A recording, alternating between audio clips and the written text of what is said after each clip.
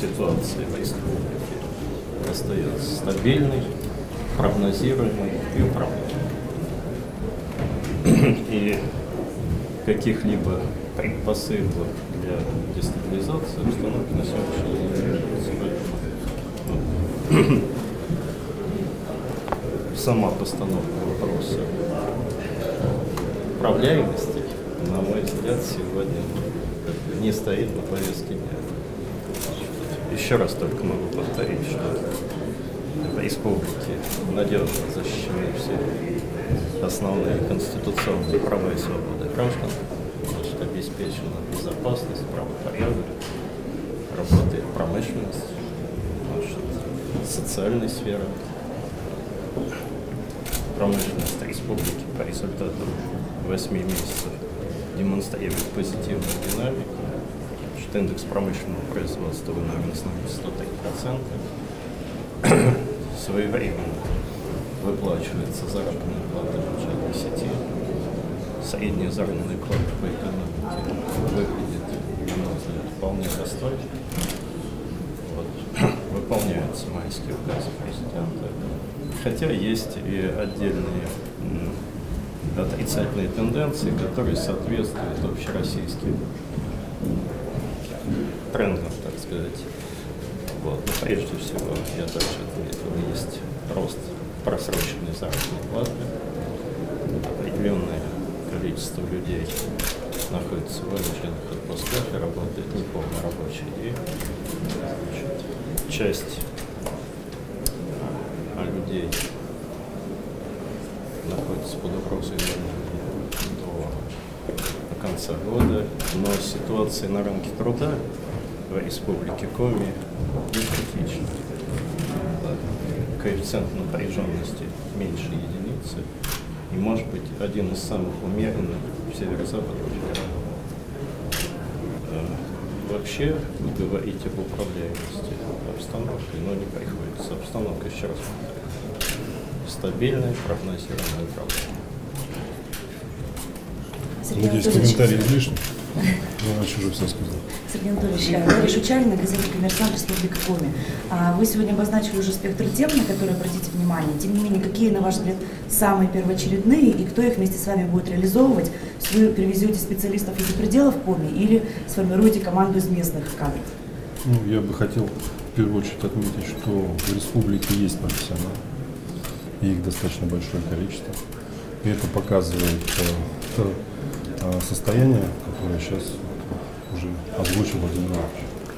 Безусловно, некоторые позиции, которые для меня кажутся наиболее важными с точки зрения моей работы как главы республики, конечно, наверняка я предложу отдельным своим, так сказать, давним коллегам. Хочу сразу сказать, что не уверен, что они согласятся, потому что у каждого своя жизнь, свои планы.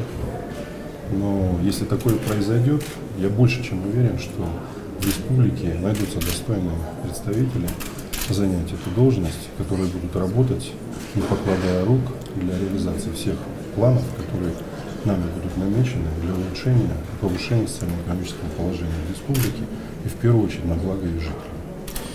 Сергей Анатольевич, информационное агентство Коминформ, Светлана Буковская. Вы заявили о персональной ответственности чиновников за срыв программы по переселению жилья. Да, о каких мерах воздействия может идти речь?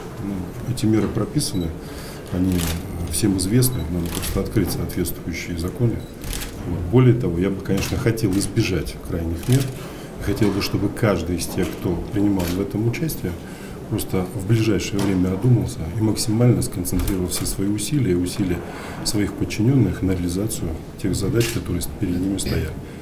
Я разберусь еще более детально в этой ситуации, ну и остальные моменты, которые будут следовать мои решения как главы, я, естественно, от вас не скрою. Вы все это узнаете. Сергей Анатольевич, Бобраков, газета «Невское время», Санкт-Петербург. Ваше назначение сейчас произошло после, скажем, коррупционного скандала, после заведенных уголовных дел. 5 лет назад нечто аналогичная ситуация была, когда вы возглавили Имстрой, после того, как ФСБ по Краснодару завело несколько уголовных дел, следственное управление, вернее, связанные, так сказать, тоже со строительством олимпийских объектов. Есть ли тут какая-то параллель или это такое случайное совпадение? Ну, хочу немножко вас поправить, что уголовные дела были заведены не со строительством олимпийских объектов. Там большая жизнь, и по разным тенденциям, и по разным ситуациям могли возникнуть те или иные обстоятельства.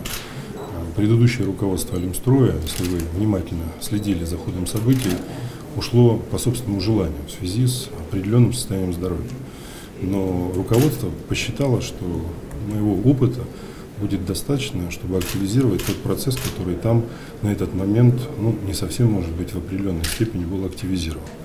Но я еще раз говорю, что критического на тот момент, с точки зрения стройки олимпийской, также не было. Была управляемость процесса, только в определенном этапе, на том или ином этапе, нужен тот человек, который дополнительно вольет определенные усилия. Сергей Анатольевич, Максим Поляков, главный редактор интернет-журнала 7/7.